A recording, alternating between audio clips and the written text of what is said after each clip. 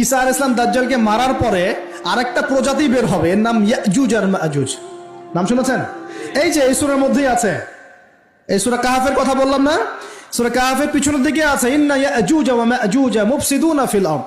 যুলকারনাইন বাদশার কথা পড়বেন, তিনি এই যে দেয়াল নির্মাণ করে দিয়েছিলেন লোহা এবং তামা দিয়ে, মনে আছে, পড়েছেন?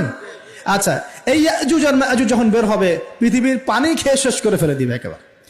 এর এত বেশি হিংস্র হবে যে এদের সাথে লড়াই করার মতো ক্ষমতা কোনো মানুষেরই থাকবে না। এমনকি ঈসা আলাইহিস সালামেরও নয়। ঈসা আলাইহিস সালাম তুর পাহাড়ে চলে যাবেন মুসলিমদেরকে নিয়ে, তুর পাহাড়ের ভিতরে মুসলিমরা সেখানে লুকিয়ে থাকবে, পৃথিবীর মেসাকার অবস্থা হয়ে যাবে, পৃথিবীর পানি খেয়ে শেষ করে ফেলে দিবে একদম হিংস্র প্রজাতি। তখন ঈসা আলাইহিস সালাম আল্লাহর কাছে দোয়া করবেন, আল্লাহ এই বিভৎস জাতিকে ধ্বংস করো। আল্লাহ রাব্বুল আলামিন তখন ওই ইয়াজুজ আর মাজুজের এই কাঁধে, ঠিক কাঁধের মাঝখানে একটা ভাইরাস জন্ম দিবেন। কি জন্ম দিবেন? ওই যে বলি না মহামারীর ভাইরাস, অমুক ভাইরাস তমুক ভাইরাস, এই ভাইরাস আরো সামনে আছে বাকি এখনো। ওই ভাইরাসে, ওই পোকায়, ওই ব্যাকটেরিয়া বা যেটাই হোক আল্লাহ পাক যাই দিবেন, এতে করে